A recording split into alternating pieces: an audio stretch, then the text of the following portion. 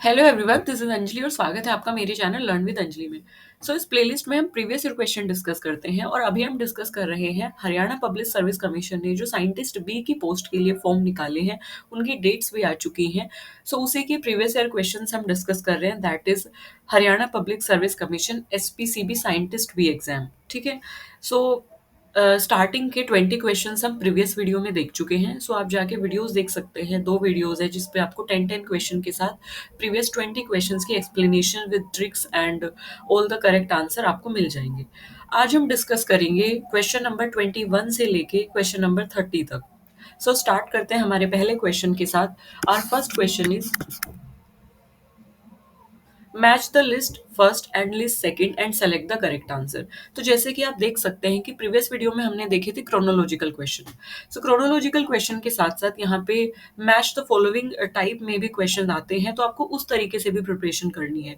इससे हमें एक आइडिया लग गया है कि किस तरीके के क्वेश्चन या पैटर्न कैसा होता है, किस टाइप के क्वेश्चन आपसे पूछे जा रहे हैं। We have list one, we have list second. List one में हमारे पास इकोलॉजिकल टर्म्स दी गई हैं और लिस्ट सेकंड में हमारे पास रिस्पेक्टिव इक्विवेलेंट्स दिए गए हैं, मतलब उस पर्टिकुलर टर्म से रिलेटेड कौन सी चीज है, मतलब रिलेशन एक तरीके से उसमें पूछा गया है। सो चार ऑप्शंस यहाँ पे दिए गए हैं। पांचवा जो ऑप्शन है वो तब है अगर आप क्वेश्चन को अटेम्प्ट नहीं करते, क्वेश्चन नोट अटेम्प्टेड, तब आप उसको टिक करेंगे। तो बेसिकली हम ई चीज को, ई जो ऑप्शन है उसको डिस्कस नहीं कर रहे हैं। पहले के चार ऑप्शन है उनको आपको देखना है। इकोलॉजिकल टर्म्स हमारे पास ecosphere, population, biogeocoenosis and biocoenosis. So biocoenosis. Respective equivalent biotic community, ecosystem, group of individual of any kind of organism और बायोस्फीयर। इसमें से अगर हम देखें चारों ऑप्शंस में से we have correct answer, that is option number A. A जो है हमारा सही आंसर है, यानी कि इसमें ए में जो इकोस्फेयर है दैट इज समथिंग, उसके जो रिस्पेक्टिव इक्विवेलेंट टर्म है दैट इज बायोस्फेयर। इकोस्फेयर से रिलेटेड जो इक्विवेलेंट टर्म है, मतलब कि अगर उसको हम इकोस्फेयर भी बोल सकते हैं, उसको बायोस्फेयर भी बोल सकते हैं, तो उसका इक्विवेलेंट मतलब इकोस्फेयर को बेस्ट डिफाइन जो कर रहा है वो बायोस्फेयर कर रहा है, बायोस्फेयर भी हम उसको बोल सकते हैं। इसलिए उसको रेस्पेक्टिव इक्विवेलेंट कहा है। अगर हम बात करें पॉपुलेशन की, तो पॉपुलेशन के जो टर्म इक्विवेलेंट है that is group of individual of any kind of organism. तो ये इसकी डेफिनेशन है ना, ये इसकी डेफिनेशन है, तो इसलिए इक्विवेलेंट हुई इसकी। सी का जो इक्विवेलेंट यानी कि बायोजियो कोनियोसिस का जो इक्विवेलेंट है दैट इज इकोसिस्टम। इकोसिस्टम इसका इक्विवेलेंट है, और बायोकोनियोसिस का जो इक्विवेलेंट है that is biotic community. This is how option number A हमारा करेक्ट आंसर है। एंड एक बार देख लेते हैं। um, अगर हम बात करें इकोस्फेयर, अगर हम बात करें that first one that is ecosphere.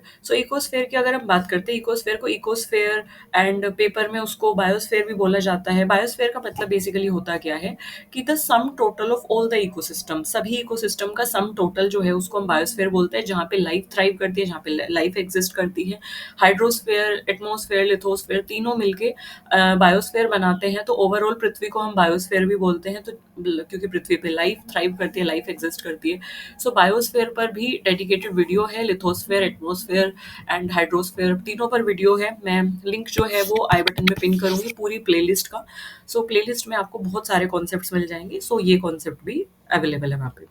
Next we have that is population. Population की अगर हम बात करें तो group of individual of same species, एक ही स्पीसीज के इंडिविजुअल का पूरा ग्रुप जो है उसको हम बोलते हैं पॉपुलेशन। पॉपुलेशन तो ये हुआ, फिर we have community, we have ecosystem. इस तरीके से हायरार्की होती है, उस हायरार्की को भी मैंने डिस्कस किया है। लिंक आपको मिल जाएगा, आपको डिस्क्रिप्शन में भी लिंक मिल जाएगा और आई बटन में भी लिंक मिल जाएगा। Next, we have biogeoconiosis. Biogeoconiosis is that term that is used to describe an ecosystem. Ecosystem को basically हम biogeoconiosis भी बोलते हैं. And ecosystem क्या होता है? Ecosystem is basically a system. एक system ऐसा system जहाँ पे living organism plus their physical environment. Physical environment यानी कि abiotic factor. Biotic और abiotic factor जब पूरा एक system create करते हैं, system बनाते हैं, उसी को बोला जाता है ecosystem या बायोजियोकोनियोसिस। ठीक है, this is and next term we have बायोकोनियोसिस।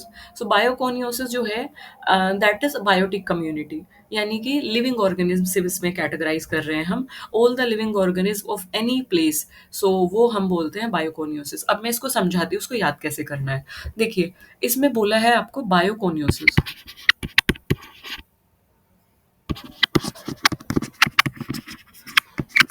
And सी वाला जो ऑप्शन है बायो जियोकोनियोसिस।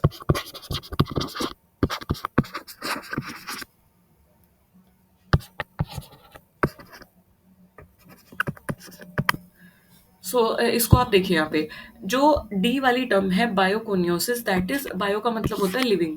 सो इसीलिए बायोकोनियोसिस की जब हम बात कर रहे हैं तो ये किसके इक्विवेलेंट होगा, बायोटिक कम्युनिटी के। बायोटिक कम्युनिटी मतलब कि जो लिविंग है, लिविंग बींग्स जो होते हैं। सो क्योंकि बायो का मतलब लिविंग होता है तो इसको आप ऐसे लर्न करिए, बायो का मतलब लिविंग, तो bio is something related to biotic community, ठीक है। सो बायोकोनियोसिस तो आपको ये पता चल गया है। अब बायोजियोकोनियोसिस, बायोजियोकोनियोसिस में बायो भी है, बायो मतलब लिविंग, और जियो का मतलब होता है नॉन लिविंग, मतलब फिजिकल इन्वायरमेंट। सो इसीलिए लिविंग और नॉन लिविंग मिला के पूरा जब सिस्टम बनाते हैं तो उसी को हम क्या बोल रहे हैं, इकोसिस्टम। सो बायो जियोकोनियोसिस मतलब इकोसिस्टम, यानी कि यहाँ पे लिविंग भी है और जियो मतलब नॉन लिविंग भी है, सो फिजिकल इन्वायरमेंट भी है।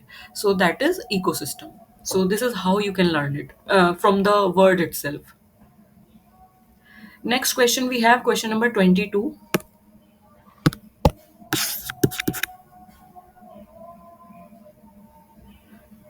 So question number 22, which of the following removes both gaseous and particulate contaminant? इसमें से कौन से एक तरीके से यू कैन से डिवाइसेस हैं, एयर कंट्रोल या एयर लाइक फिल्ट्रेशन डिवाइस जो है, एयर फिल्ट्रेशन डिवाइस जो है, इसमें से कौन से एयर फिल्ट्रेशन डिवाइस है जो gaseous as well as particulate contaminant को रिमूव करते हैं। मतलब कि दोनों तरीके के कॉन्टेमिनेंट रिमूव हो जाएंगे, चाहे वो गैशियस हो या फिर वो पार्टिकल्स हो या सॉलिड, हम बोल सकते हैं, ठीक है।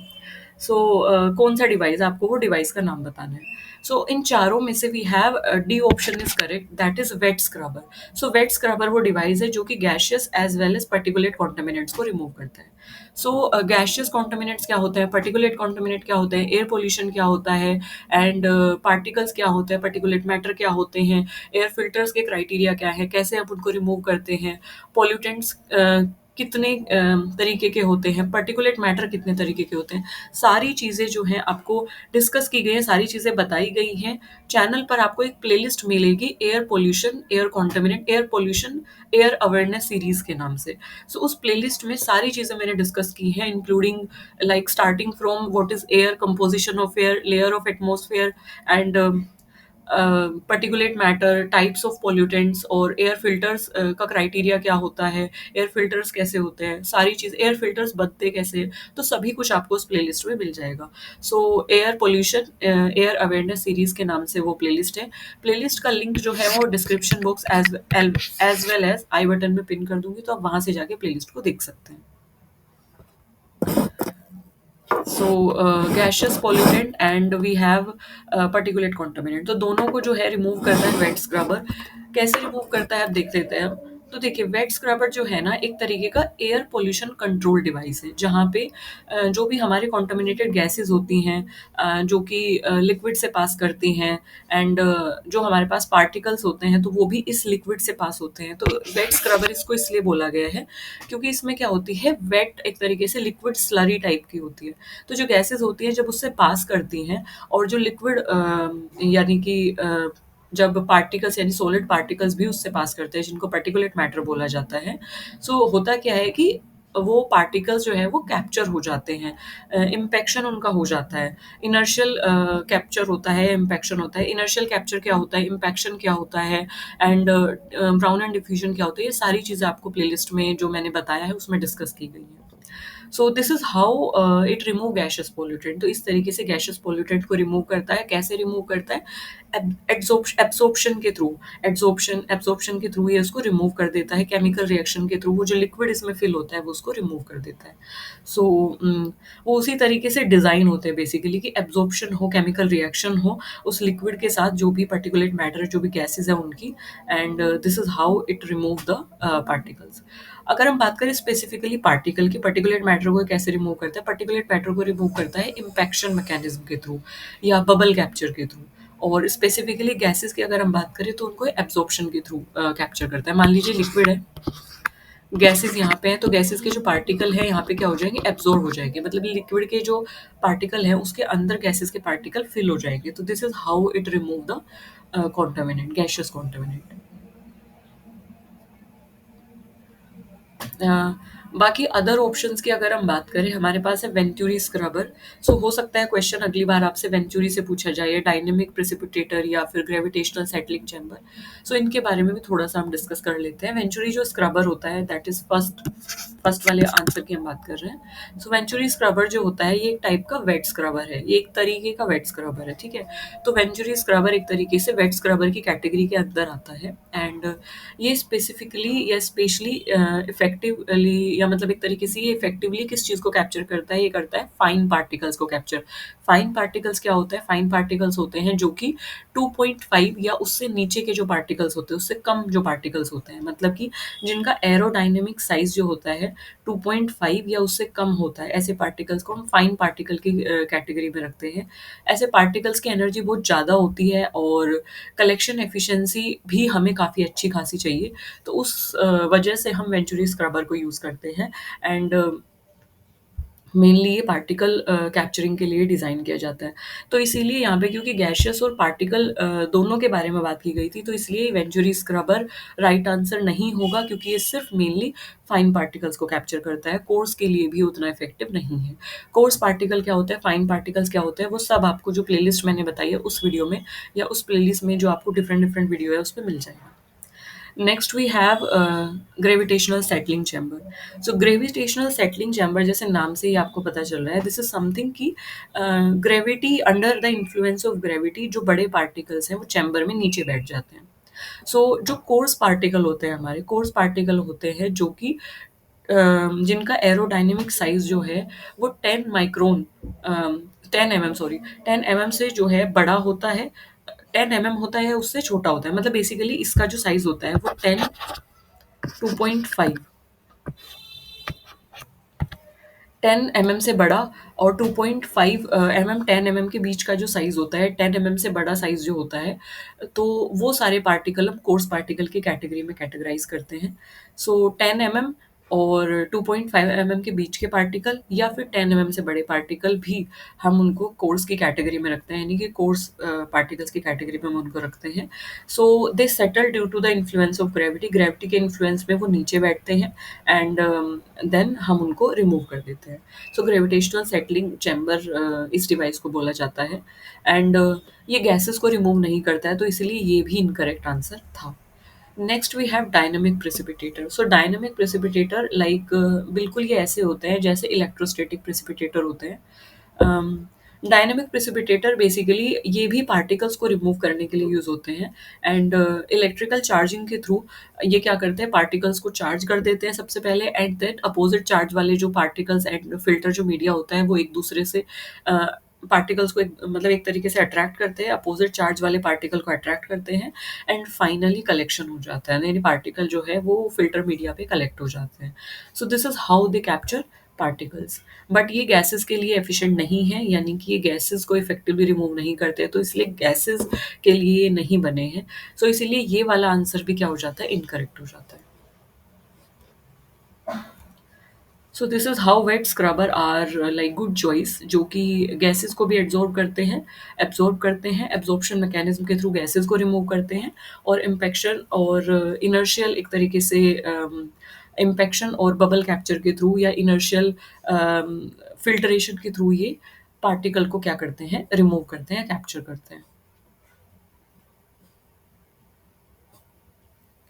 सो next we have question number 23।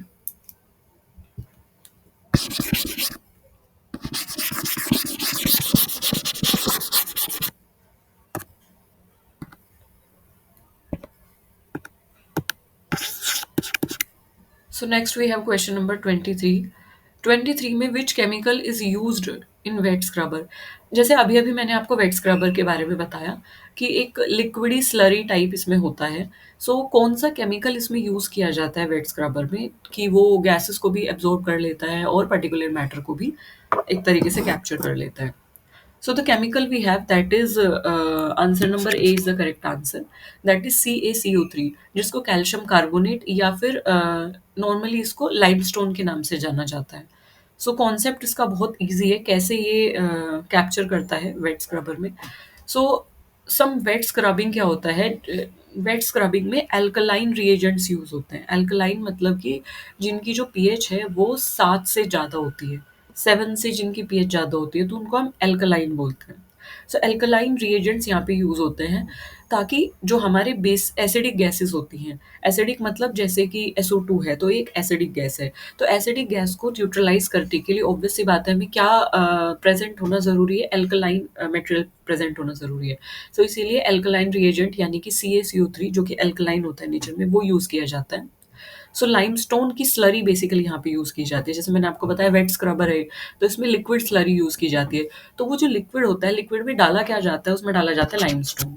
So limestone slurry एक तरीके से बनाई जाती है and that is commonly used for flue gas. Flue gas के लिए इसका मेनली यूज़ किया जाता है डीसल्फ्यूराइजेशन के लिए. डीसल्फ्यूराइजेशन मतलब कि SO2 की गैस को कैप्चर करने के लिए, क्योंकि SO2 है जो है वो क्या है, एसिडिक गैस है. सो डीसल्फराइजेशन में क्या होता है कि उसमें से सल्फर डाइऑक्साइड को रिमूव कर दिया जाता है. मतलब जब गैस इससे पास होती है तो सल्फर डाइऑक्साइड जो है वो रिमूव हो जाती है एंड डिज़ोल्व्ड कार्बोनेट जो है वो रिएक्ट करते हैं. मतलब जो स्लरी है उसमें जो CaCO3 है तो उसमें जो भी डिज़ोल्व कार्बोनेट है वो रिएक्ट करते हैं एसिडिक गैस के साथ और सल्फाइड और सल्फेट के सॉल्ट्स फॉर्म करते हैं एंड दिस इज़ हाउ डीसल्फ्यूराइजेशन होता है यहाँ पे. And if we talk about other options, so NaCl, MgSO4, K2Cr2 या K2Cr2O7, तो इन सब में क्या होता है, अगर हम MgSO4 की बात करें तो it is more of a salt product. आपने सुना होगा मैग्नीशियम सल्फेट, ये सॉल्ट है ज़्यादा एंड टिपिकली ये हमारा स्क्रबिंग एजेंट के तौर पे नहीं यूज़ होता है क्योंकि ये एसिडिक गैस को न्यूट्रलाइज नहीं कर पाएगा.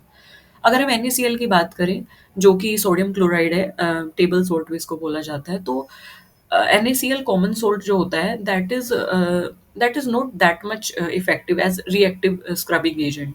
सो ये गैसेस को रिमूव नहीं कर पाएगा. सिमिलरली विथ पोटेशियम डाइक्रोमेट जैसे कि K2Cr2O7, सो ये एक ऑक्सीडाइजिंग एजेंट है और ये टॉक्सिक भी है, तो इस वजह से सारे जो ऑप्शन है वो गलत हो जाते हैं. CaCO3 is the correct answer.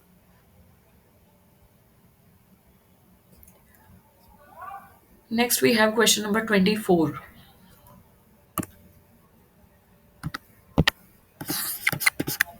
So question number 24 में साइक्लोनिक सेपरेटर्स जो हैं they are air pollution control device and they works on the principle of what.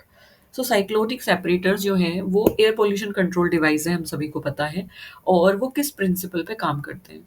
सो सबसे पहले तो अगर आपने एक चीज़ नोटिस की होगी कि प्रीवियस ईयर क्वेश्चन में भी, ये साइंटिस्ट बी का ही पूरा पेपर है, तो इसमें प्रीवियस ईयर क्वेश्चन में हमारे पास वी हैव 1, 2 एंड 3, 3 क्वेश्चन हमारे सिर्फ एयर पोल्यूशन वाले टॉपिक से हैं. सो आप देख सकते हैं कि कितना इंपॉर्टेंट है ये टॉपिक, कि सीधा-सीधा लाइन वाइज़ इससे 3 क्वेश्चन पूछ लिए गए हैं. तो प्रोबेबिलिटी बहुत ज़्यादा है कि इस बार वाला 2025 वाला जो एग्ज़ाम होगा उसमें प्रोबेबिलिटी बहुत ज़्यादा है कि हमारे पास क्वेश्चन आएगा ही आएगा एयर पोल्यूशन से. तो जो प्लेलिस्ट मैं टैग करूँगी या पिन करूँगी आई बटन और डिस्क्रिप्शन में, प्लीज़ आप उस एयर पोल्यूशन वाली जो प्लेलिस्ट है उसकी सारी वीडियोज़ कोशिश करना कि आप देख के जाएँ, सारे कॉन्सेप्ट्स आप समझ के जाएँ. सो साइक्लोनिक सेपरेटर्स जो हैं वो किस प्रिंसिपल पे काम करते हैं. So answer A is the correct answer, that is inertial separation या इनर्शिया सेपरेशन. इनर्शियल सेपरेशन भी आपको दिया जा सकता है. सो साइक्लोन बेसिकली इनर्शियल सेपरेशन पे काम करते हैं. तो cyclone make the incoming gas that it wheel spin it rapidly. तो जब गैस आती है, तो मतलब जब पर्टिकुलेट मैटर से लोडेड कोई भी गैस आएगी तो साइक्लोनिक सेपरेटर उसको क्या करेंगे, स्पिन कराएंगे. तो अब जो पार्टिकल्स होंगे, क्योंकि पार्टिकल्स का मास जो है गैसेस से ज़्यादा होगा, जो भी इसमें लिक्विड्स के सॉलिड के पार्टिकल होंगे, so because of their mass वो फ्लो नहीं कर पाएंगे. मतलब वो अगर मान लीजिए सपोज करो कि गैसेस है, साइक्लोनिक सेपरेटर ऐसे घूम रहे हैं. अब गैसेस पे जो है पार्टिकल्स भी है, पार्टिकुलेट मैटर भी है जिनका मास ज़्यादा है गैसेस से. तो जब वो अपने मास की वजह से वो इस पाथ को फॉलो नहीं कर पाएंगे, मतलब जिस तरीके से घूम रहा है गोल गोल, इस पाथ को वो फॉलो नहीं कर पाएंगे क्योंकि उनका मास ज़्यादा है. सो वो टाइट गैस जो स्वर्ल है, स्वर्लिंग जो है उसको नहीं बना पाएँगे, उस स्वर्लिंग में वो मूव नहीं कर पाएँगे। तो इस वजह से वो क्या होंगे, they move outward of the hole, तो वो बाहर मतलब अपने पाथ से डाइवर्ट हो जाएँगे। और यहाँ पे क्या है, यहाँ पे वॉल्स हैं, जो साइक्लोनिक सेपरेटर है उनकी वॉल है यहाँ पे। So they move, when they move out ना, जब वो बाहर जाएँगे या बाहर के आउटवर्ड वॉल की तरफ मूव करेंगे, सो इनर्शिया की वजह वजह से, inertia causes them to impact and fall out, तो इनर्शिया की वजह से वो टकराएंगे, टकरा के जब वो वापस से क्या होंगे, गिर जाएंगे। तो this is how inertial centrifugal separation work, इसको सेंट्रीफ्यूगल सेपरेशन भी बोला जाता है। So this is how it works. तो साइक्लोन जो बना है, it separate out particle by centrifugal या इनर्शियल फोर्सेस। तो इसको सेंट्रीफ्यूगल फोर्स भी कहा जाता है, इसको इनर्शियल फोर्स भी कहा जाता है, जहाँ पे हैवियर पार्टिकल जो होते हैं, they move to the wall and get remove, वो वॉल की तरफ जाते हैं, ट्रेजेक्ट्री से डीअटैच होते हैं या डाइवर्ट होते हैं, वो वॉल से टकराते हैं और क्या हो जाते हैं, नीचे गिर जाते हैं, बीच में आ जाते हैं। So this is how they are removed.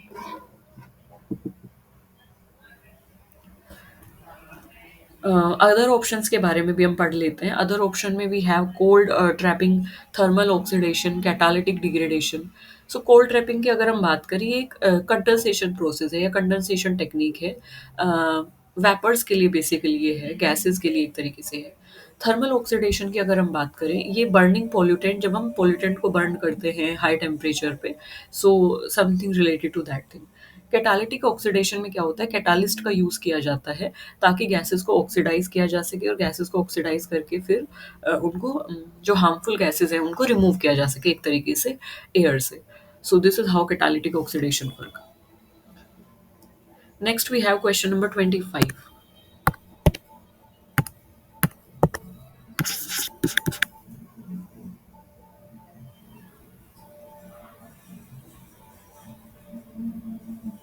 So question number 25, the amount of BOD indicates high water pollution.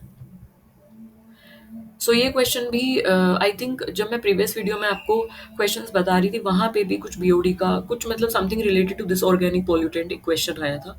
सो हाँ, that is related to sewage treatment plant, primary, tertiary और सेकेंडरी ट्रीटमेंट। सो उससे रिलेटेड एक question था। और एक और question organic pollutant से related था, जिसमें आपसे डिस्पर्जन ऑफ पॉल्यूटेंट के बारे में पूछा गया था। तो ये कॉन्सेप्ट भी कई बार रिपीट हुआ है, सो प्रोबेबिलिटी है आगे भी हो। Amount of BOD indicate high water pollution. So कितना बीओडी होने पे ये दर्शा दिया जाता है, ये बताती है हाई बीओडी कंटेंट की वाटर पोल्यूशन है। So at this amount, at 17 ppm, अगर 17 ppm, ppm, एक ppm जो है 1 mg पर लीटर के बराबर होता है। सो अगर आपको mg पर लीटर दिया है, दैट इज टोटली फाइन, क्योंकि 1 ppm is equals to 1 mg per litre. So 17 ppm में 17 mg पर लीटर अगर वाटर पोल्यूशन है, या अगर इतना ऑर्गेनिक कंटेंट पानी में प्रेजेंट है, तो इसका मतलब जो बीओडी है वो बहुत ज़्यादा है और बहुत ज़्यादा वाटर पोल्यूशन वहाँ पे प्रेजेंट है। 17 ppm अगर बीओडी प्रेजेंट है, बीओडी अगर 17 ppm वहाँ पे है। सो बायोकेमिकल ऑक्सीजन डिमांड बीओडी की फुल फॉर्म होती है। बीओडी होता क्या है, सबसे पहले इसको भी जान लेते हैं। देखिए, बायोकेमिकल ऑक्सीजन डिमांड जो है, ये बेसिकली ये मेजर है एक तरीके से कि कितना अमाउंट ऑफ ऑक्सीजन वहाँ के माइक्रो ऑर्गेनिज्म को नीडेड है उस पर्टिकुलर एक्वेटिक बॉडी में, जितना भी ऑर्गेनिक मैटर प्रेजेंट है उसको डिकम्पोज करने के लिए। तो कोई भी वाटर बॉडी है, इसमें जितना भी ऑर्गेनिक कंटेंट प्रेजेंट होगा, ऑर्गेनिक मैटर प्रेजेंट होगा, तो इस ऑर्गेनिक मैटर को डिकम्पोज करने के लिए यहाँ के जो माइक्रो ऑर्गेनिज्म है, यहाँ के जो माइक्रोब्स हैं, उनको इस मैटर को या इस ऑर्गेनिक मैटर को डिकम्पोज करने के लिए कितनी अमाउंट ऑफ ऑक्सीजन की डिमांड है। So that amount of oxygen, the measure of that amount of oxygen is known as biochemical oxygen demand. So जो लोअर वैल्यूज होती है, यानी कि 1 से 3 mg पर लीटर अगर है बीओडी, तो इसका मतलब पानी साफ है। ठीक है, अगर मॉडरेट है, यानी कि 3 से 10 mg पर लीटर भी है, तो इसका मतलब पानी में जो है कुछ पोल्यूशन है प्रेजेंट। मॉडरेट लेवल की बीओडी इसको बोला गया है, और यानी कि पानी जो है वो पोल्यूटेड है। लेकिन अगर 10 से ज़्यादा है बीओडी, अगर 10 से एक्सीड कर गई है, 17 है, 15 है, 11 है, तो इसका मतलब ये है कि वहाँ पे बहुत ज़्यादा वाटर पोल्यूशन, यानी कि बहुत ज़्यादा ऑर्गेनिक पोल्यूशन वहाँ पे प्रेजेंट है, वहाँ की वाटर क्वालिटी बहुत ज़्यादा है और टर्बिडिटी बहुत ज़्यादा है। So this is how we categorize this. So generally पानी में जितना कम बीओडी हो उतना अच्छा है, यानी कि 1 से 3 की रेंज में अगर बीओडी है, 0 है तो और भी अच्छा है, तो जितनी कम बीओडी होगी उतना ज़्यादा पानी साफ होगा। Next we have question number 26।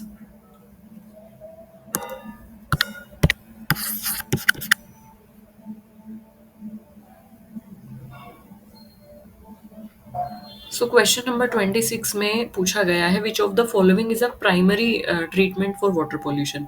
ये क्वेश्चन दूसरी बार रिपीट हो रहा है, इससे पहले एक क्वेश्चन आया था प्राइमरी टर्शियरी ट्रीटमेंट पे, and that is I think that is chronological order या तो मैच द फॉलोइंग में कुछ इस टाइप से वो क्वेश्चन था। आई थिंक आपको वो फर्स्ट वीडियो में मिल जाएगा। So which of the following is primary treatment for water pollution. Water pollution के लिए सबसे पहला प्राइमरी ट्रीटमेंट क्या होता है? सबसे इनिशियल स्टेज में सबसे पहले जो हम करते हैं वो करते हैं फिजिकल एक तरीके से रिमूवल। फिजिकल रिमूवल में आता है हमारा आप answer number C C is the correct answer. तो फिजिकल रिमूवल में फिल्ट्रेशन और हमारे पास सेडिमेंटेशन, डिकेंडेशन, ये सारी चीज़ें आती हैं। सबसे पहले सेडिमेंटेशन किया जाता है। प्राइमरी ट्रीटमेंट जो है हमारा, primary treatment deals with the removal of suspended solid, यानी कि जो सस्पेंडेड सॉलिड है वहाँ पे जो भी ऐसे सॉलिड्स है जो कि बड़े हैं, ऐसे सॉलिड्स को रिमूव करने के लिए हम प्राइमरी ट्रीटमेंट का यूज़ करते हैं। फ्लोटिंग मटेरियल अगर उसमें है, फिजिकल अगर इम्प्योरिटीज उसमें है, तो उनको रिमूव करने के लिए यूज़ किया जाता है प्राइमरी ट्रीटमेंट का। प्राइमरी ट्रीटमेंट का ही एक एग्जांपल है सेडिमेंटेशन। एंड इसमें क्या होता है कि सेडिमेंटेशन में जो क्लेरिफायर होता है, क्लेरिफायर टैंक जो होता है, जो भी हमारी सस्पेंडेड इम्प्यूरिटीज़ है या जो भी हमारे फ्लोटिंग मटेरियल है, उस क्लेरिफायर में उनको सेटल होने दिया जाता है, यानी कि कुछ टाइम के लिए उस टैंक में उस पानी को रखा जाता है ताकि फिजिकल रिमूवल हो सके, ग्रेविटी के इन्फ्लुएंस में रिमूवल हो सके। जो भी बड़े सॉलिड्स हैं, जो भी फ्लोटिंग सॉलिड्स हैं, वो सभी सॉलिड्स नीचे बैठ जाएँ क्लेरिफायर पे और हम उनको रिमूव करें डिकेंडेशन से। पानी को रिमूव कर दें तो क्लीन पानी रिमूव हो जाएगा।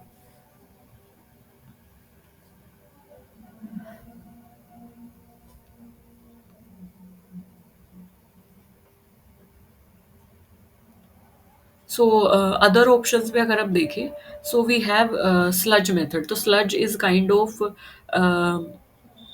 जो इम्प्यूरिटीज़ होती हैं या जो एक तरीके से सॉलिड पार्ट होता है, जो स्लरी होती है, उसको स्लज बोला गया है, जो कि वेस्ट वाटर ट्रीटमेंट का एक बाई प्रोडक्ट है। ट्रिकलिंग फिल्टर की अगर हम बात करें, ये सेकेंडरी या बायोलॉजिकल ट्रीटमेंट के अंतर्गत आते हैं, क्योंकि इसमें जो है ये एक तरीके का ऐसा ट्रीटमेंट मेथड है जहाँ पे माइक्रो ऑर्गेनिज्म को यूज़ किया जाता है। जो भी पानी है उसमें से जो भी डिज़ोल्व्ड इम्प्यूरिटीज़ है, जो भी डिज़ोल्व्ड ऑर्गेनिक इम्प्यूरिटीज़ है, उनको डिग्रेड कराने के लिए माइक्रो ऑर्गेनिज्म का यूज़ किया जाता है। एंड माइक्रो ऑर्गेनिज्म मीडिया पे, यानी फ़िल्टर मीडिया पे जो भी इम्प्यूरिटीज़ होती हैं उसको डिग्रेड करती हैं, उस ऑर्गेनिक मैटर को रिमूव कर देती हैं।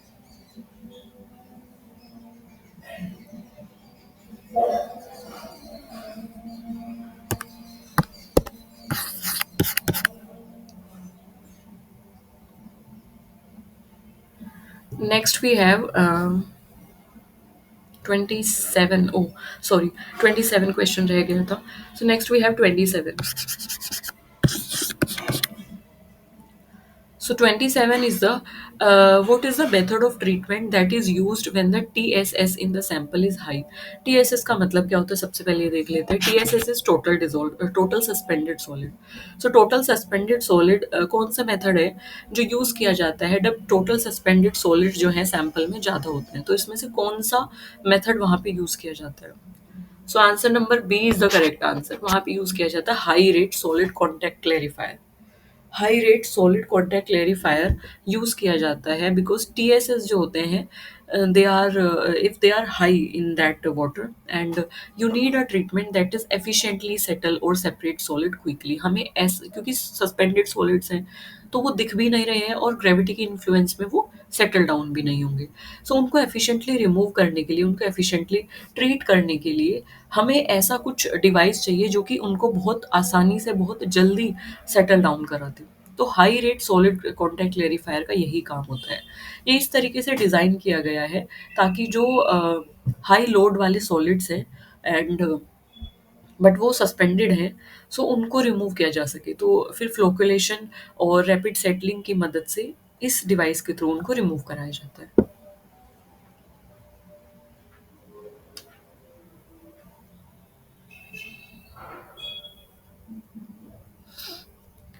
And if we talk about other option जैसे कि अल्ट्रा फिल्ट्रेशन, तो अल्ट्रा फिल्ट्रेशन एक तरीके की मेम्ब्रेन प्रोसेस है जो कि सॉलिड्स को रिमूव करती है, बट ये कॉस्टली है थोड़ी सी, इसका पोर साइज भी कम होता है और मेनली ये जो है कोलोइडल पार्टिकल्स को रिमूव करने के लिए यूज़ होती है, फाइन जो पार्टिकल्स होते हैं उनको रिमूव करने के लिए यूज़ होती है। प्रेशर सैंड फिल्टर की अगर हम बात करें, सो ये सस्पेंडेड सॉलिड्स को रिमूव करने के लिए यूज़ होता है, बट सस्पेंडेड सॉलिड भी एक सर्टेन साइज़ के अगर होंगे तो उनको रिमूव करने के लिए यूज़ होता है। एंड सैंड फिल्टर जो है उन पार्टिकल से बहुत जल्दी क्लोग भी हो जाते हैं, बंद हो जाते हैं, जिससे उनकी एफिशिएंसी बहुत कम हो जाती है। एंड ज़्यादा अगर टीएस होगा तो वो जल्दी टीएसएस होगा तो वो जल्दी क्लोग हो जाएंगे।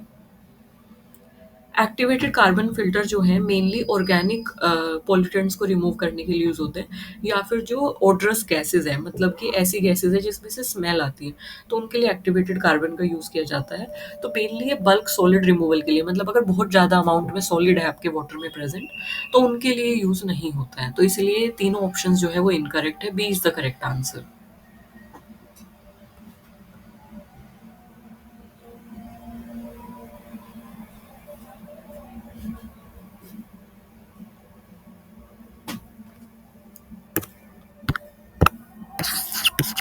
Next we have question number 28। Reverse osmosis जो है एक तरीके की is a type is which type of waste treatment plant. Reverse osmosis जो है वो किस तरीके का वेस्ट वाटर ट्रीटमेंट, किस तरीके का waste water treatment reverse osmosis है, या किस कैटेगरी में आप उसको कैटेगराइज करोगे। तो जब हम सीवेज ट्रीटमेंट प्लांट में पढ़ते हैं तो उसमें हम प्रीलिमिनरी ट्रीटमेंट पढ़ते हैं, then primary, then secondary, then tertiary. So reverse osmosis किस तरीके का ट्रीटमेंट है। So answer number D is the correct answer, that is tertiary treatment. So आपने आरओ के बारे में सुना होगा, रिवर्स ऑस्मोसिस उसकी फुल फॉर्म है। ये एक एडवांस्ड मेम्ब्रेन प्रोसेस है जो कि डिजोल्व जो सॉल्ट्स होते हैं उनको रिमूव करने के लिए यूज़ की जाती है। छोटे-छोटे जो ऑर्गेनिक पार्टिकल्स होते हैं, उनको रिमूव करने के लिए यूज़ होता है। इसके अलावा और भी कॉन्टामिनेंट्स के लिए रिमूव होता है। सो एक तरीके से ये एक एडवांस ट्रीटमेंट स्टेप है।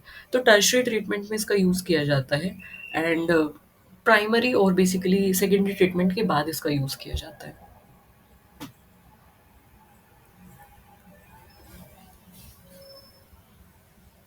Next we have question number 29।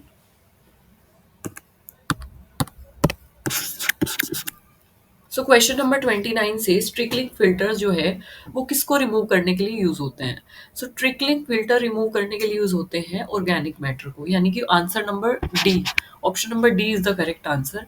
Trickling filter organic matter को रिमूव करने के लिए यूज होते हैं क्योंकि ये एक तरीके का सेकेंडरी ट्रीटमेंट मेथड है, या एक तरीके से बायोलॉजिकल ट्रीटमेंट मेथड के अंदर आता है, जिसमें जो सीवेज है that is spread on a bed of media, मतलब एक बेड पे उसको स्प्रेड कर दिया जाता है, स्प्रे कर दिया जाता है, एक तरीके से स्प्रेड कर दिया जाता है, स्प्रेड मतलब that is laid down on a bed. And वहाँ पे क्या होता है, माइक्रो ऑर्गेनिज्म को ग्रो कराया जाता है, और वो माइक्रो ऑर्गेनिज्म की एक फिल्म क्रिएट हो जाती है उस मीडिया पर। माइक्रो ऑर्गेनिज्म को ग्रो कराया, जो भी मीडिया है, जो कि बेस लेयर है, उस पे एक फिल्म क्रिएट हो गई। एंड जब उसपे हम इसको सीवेज को स्प्रेड करते हैं, तो उसमें क्या होता है कि बायोलॉजिकली ऑक्सीडाइज जो डिसॉल्व्ड ऑर्गेनिक मैटर होता है, यानी कि जो भी ऐसा मैटर है जो कि बायोलॉजिकल ऑर्गेनिज्म, यानी कि लिविंग ऑर्गेनिज्म या माइक्रो ऑर्गेनिज्म जिस भी कंटेंट को डिग्रेड कर सकते हैं वो उसको डिग्रेड करेंगे। तो बेसिकली लिविंग ऑर्गेनिज्म या माइक्रो ऑर्गेनिज्म तो ऑर्गेनिक जो सब्सटेंस है उसी को डिसॉल्व कर सकते हैं। तो वो जो बायोफिल्म होती है जो कि मीडिया पर है, वो बायोलॉजिकली ऑक्सीडाइज्ड ऑर्गेनिक मैटर को या डिसॉल्व्ड ऑर्गेनिक मैटर को, जो कि बायोलॉजिकली ऑक्सीडाइज हो सकता है, उसको ऑक्सीडाइज कर देती है। सो इसलिए कहा गया है कि जो भी डिसॉल्व्ड ऑर्गेनिक मैटर है सिर्फ वही डिग्रेड होते हैं या वही रिमूव होते हैं जो कि ऑक्सीडाइज हो सकते हैं या जो भी डिग्रेड हो सकते हैं। So this is how it works.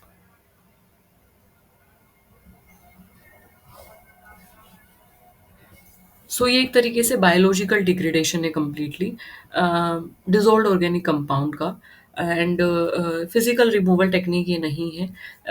तो इसमें हम माइक्रो ऑर्गेनिज्म का यूज़ करते हैं। Next we have question number 30। Trickling filter जो है that is primarily trickling filter क्या है। So answer number B is the correct answer here. Biological oxidation process है एक तरीके की, and to remove BOD from sewage. तो अगर आपने ऊपर वाला क्वेश्चन अच्छे से पढ़ा है, समझा है, सो आपको ये क्लियर होगा कि बायोलॉजिकल ऑक्सीडेशन प्रोसेस है, क्योंकि ये सेकेंडरी ट्रीटमेंट मेथड के दौरान यूज़ की जाती है, जिसमें माइक्रो ऑर्गेनिज्म का यूज़ किया जाता है, फिल्टर मीडिया पे उनको ग्रो कराया जाता है। तो सबसे पहला जो पोर्शन है वो तो करेक्ट हुआ कि बायोलॉजिकल ऑक्सीडेशन प्रोसेस है। अब ये बीओडी रिमूव करने के लिए यूज़ होती है, तो ऑब्वियस सी बात है, बीओडी क्या है कि कितने ज़्यादा ऑर्गेनिक मैटर वहाँ पे प्रेज़ेंट है। अब ऑर्गेनिक मैटर अगर प्रेज़ेंट है तो बायोलॉजिकल ऑक्सीडेशन उन्हीं का होगा, है ना? तो जब बायोलॉजिकल ऑक्सीडेशन होगा, जब ऑर्गेनिक मैटर का लोड कम हो जाएगा, जब ऑर्गेनिक मैटर कम हो जाएँगे, सो फिर क्या होगा कि जो बीओडी है वो हट जाएगी, रिमूव हो जाएगी। सो बीओडी क्या हुए? खत्म हो जाएगी। So this is how it used to remove the BOD from the sewage. तो इसीलिए ऑर्गेनिक मैटर को कम करने के लिए या फिर ऑर्गेनिक लोड को कम करने के लिए बायोलॉजिकल ऑक्सीडेशन के थ्रू उसलिए यूज़ होता है, और इसके थ्रू जो बीओडी है वो भी क्या हो जाती है? कम हो जाती है।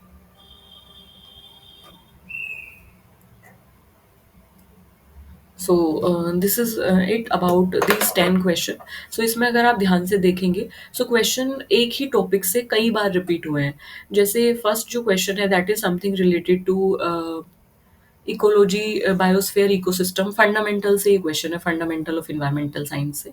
नेक्स्ट क्वेश्चन हमारा एयर पोल्यूशन से डेडिकेटेडली, क्वेश्चन नंबर 22, 23 एंड 24, तीन क्वेश्चन एक ही टॉपिक से आए हैं, दैट इज एयर पोल्यूशन। अगर हम बात करें 25 क्वेश्चन की, 25, 26, 27, इवन 28 एंड 29 एंड 20 एंड 30, सो आप देख सकते हैं कि इसमें सिर्फ तीन ही टॉपिक से क्वेश्चन आए हैं, और एक टॉपिक से, यानी कि जो हमारा that waste water treatment plant वाला अगर हम टॉपिक पढ़ें, या फिर अगर हम मेम्ब्रेन वाला टॉपिक पढ़ें, या अगर हम हाउ टू फिल्टर, एक तरीके से जो ऑर्गेनिक मैटर है, जो बीओडीडीओ वाला कॉन्सेप्ट है, जो वेस्ट वाटर ट्रीटमेंट वाला कॉन्सेप्ट है, वाटर ट्रीटमेंट वाला जो कॉन्सेप्ट है, सो उससे हमारे टोटल टोटल कितने 5-6 क्वेश्चंस एक ही टॉपिक से आ जा रहे हैं। सो सारी चीज़ें आपको वीडियो में इस चैनल पे प्रोवाइड हो जाएंगी। प्लेलिस्ट का जो लिंक है मैं वो I button as well as description box में पिन करूंगी। सो आप सारी चीज़ें, सारे कॉन्सेप्ट क्लियर कर लीजिए, क्योंकि एक ही टॉपिक से कई सारे क्वेश्चंस आ रहे हैं, क्वेश्चंस रिपीट भी हो रहे हैं। So let me tell you one thing, बस आपको रिपीट करना है, रिवाइज करना है, लर्न करना है, and you are good to go. आपका साइंटिस्ट बी का एग्जाम आसानी से क्लियर हो जाएगा, and salary is very very good. So this is it in this video. I'll pin all the videos in description as well as I button. Please go and check those videos.